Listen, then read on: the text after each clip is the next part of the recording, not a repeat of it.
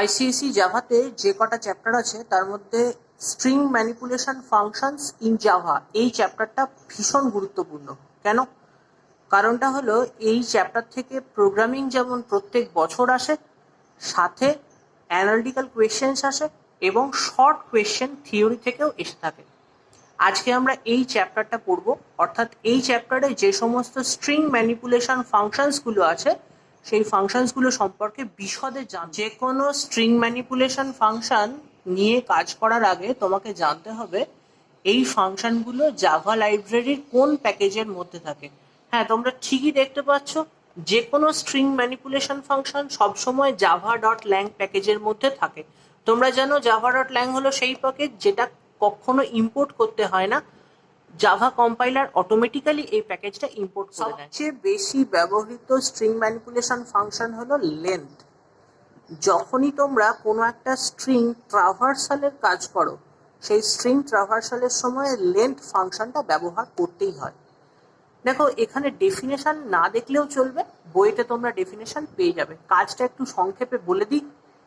এই ফাংশনটার মূল কাজ হলো একটা স্ট্রিংয়ের মধ্যে কতগুলো ক্যারেক্টার আছে সেই সংখ্যাটা রিটার্ন করা।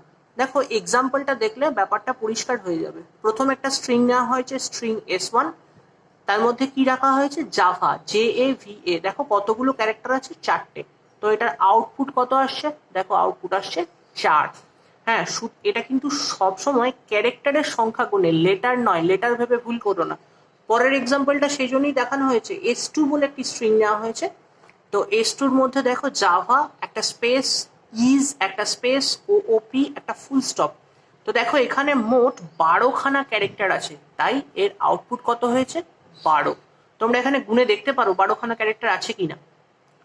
বেশ, এই লেন্থ ফাংশনটা কি আর্গুমেন্ট নেয়? না, এই লেন্থ ফাংশন কোনো আর্গুমেন্ট নেয় না, তাই এখানে ব্ল্যাঙ্ক দেওয়া আছে। এর রিটার্ন টাইপ কি? দেখো, দেখতেই পাচ্ছ একটা স্ট্রিং এর মধ্যে কতগুলো ক্যারেক্টার আছে সেই সংখ্যাটা রিটার্ন করছে। এটা সবসময় ইন্টিজারই হয়ে থাকে, তাই এর রিটার্ন টাইপ হলো ইন্ট। আজকের নেক্সট যে স্ট্রিং ম্যানিপুলেশন ফাংশনটা জানবো সেটা হলো স্ট্রিম।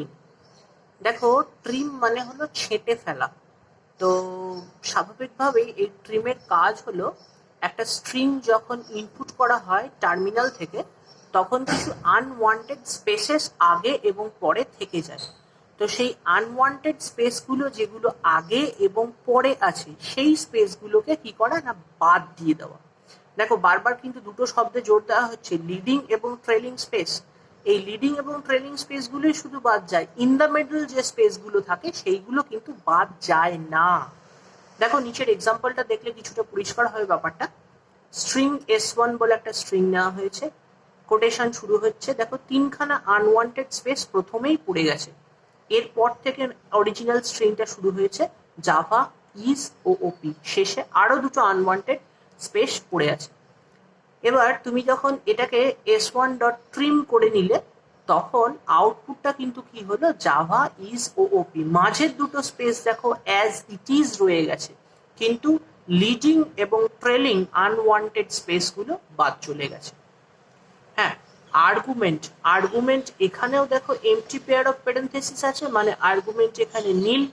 আর রিটার্ন টাইপ দেখো, এখানে আউটপুটটা কিন্তু একটা স্ট্রিংই এলো, তাই রিটার্ন টাইপ কি হচ্ছে? স্ট্রিং।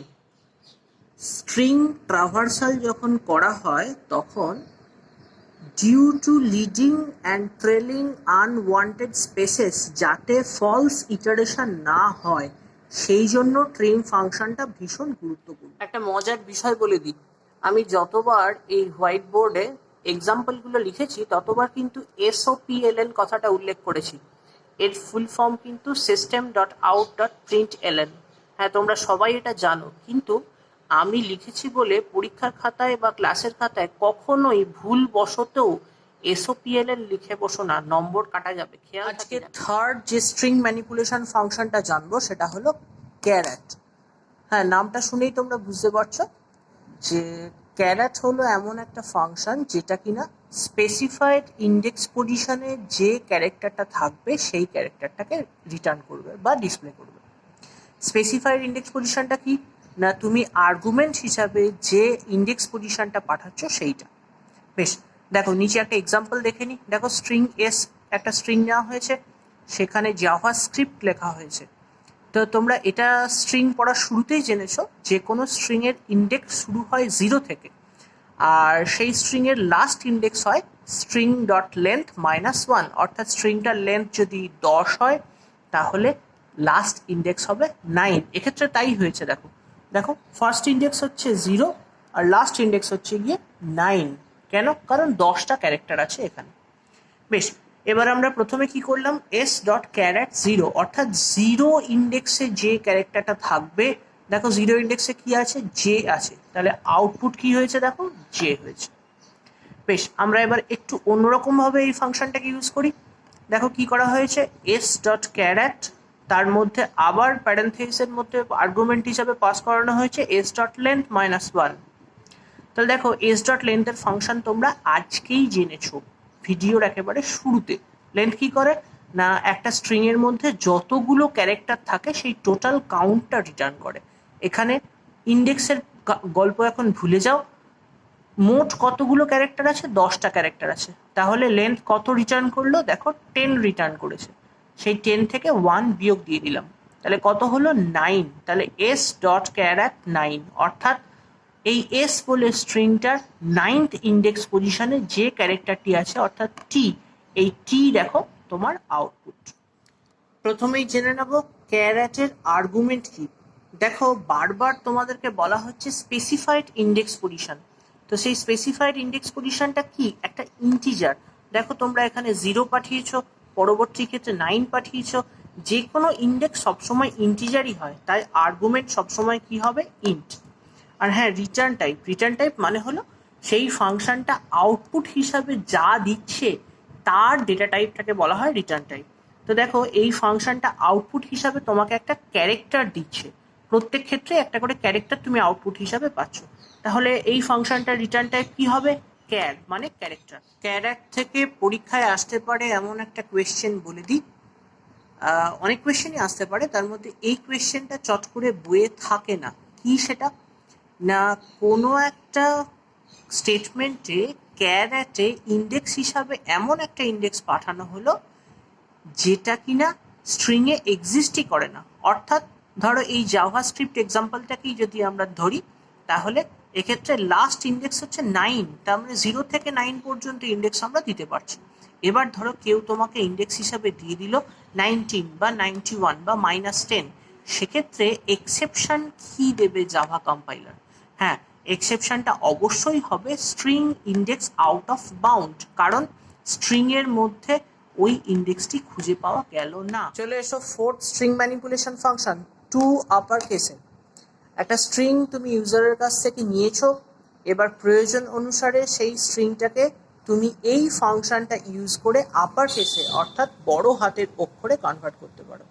দেখো এক্সাম্পলটার দিকে তাকাও, স্ট্রিং এস বলে একটি স্ট্রিং নেওয়া হয়েছে, যে স্ট্রিংটার মধ্যে জাভা লেখা হয়েছে রানিং হ্যান্ডে, অর্থাৎ ফার্স্ট লেটারটা ক্যাপিটাল, বাদ বাকিগুলো স্মল। এবার তুমি s dot to upper case লেখার ফলে আউটপুট কি পেলে, Java all in capital letters. দেখো একটা জিনিস নিয়ে একদম মাথা খারাপ করো না, কোনো একটা স্ট্রিংয়ে যদি ব্ল্যাঙ্ক স্পেসেস এবং পাংচুয়েশন মার্কস থাকে সেগুলোকে আপার কেসে কনভার্ট করার কোনো ব্যবস্থা কিন্তু নেই। হ্যাঁ, আর্গুমেন্ট আর রিটার্ন টাইপ, আর্গুমেন্ট এখানে নীল। কেন নীল? কারণ এখানে তুমি প্যারামিটারের মধ্যে কিছুই পাস করনি, তাহলে আর্গুমেন্ট কেমন করে থাকবে।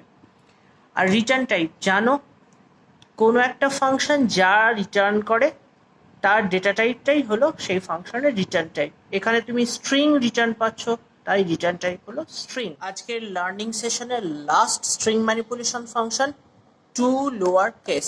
হ্যাঁ, আগে যে টু আপার কেস বললে তার ঠিক বিপরীত, অর্থাৎ যে স্ট্রিংটা তুমি ইউজারের কাছ থেকে পেয়েছো সেই স্ট্রিংটাকে তুমি প্রয়োজন অনুসারে ছোট হাতের হরফে কনভার্ট করতে পারো। এক্সাম্পলটার দিকে তাকাও, স্ট্রিং এস পাইথন লেখা হয়েছে রানিং হ্যান্ডে, তুমি s dot to lower case করে দিলে যেই সঙ্গে সঙ্গে সম্পূর্ণ ছোট হাতের অক্ষরে পাইথন লেখাটা চলে এলো। বেশ, আর্গুমেন্ট এবং রিটার্ন টাইপ স্বাভাবিকভাবেই তুমি যেহেতু কোনো প্যারামিটার বা আর্গুমেন্ট প্যারেন্থেসিসের মধ্যে পাস করনি, তাই আর্গুমেন্ট নীল অর্থাৎ নেই।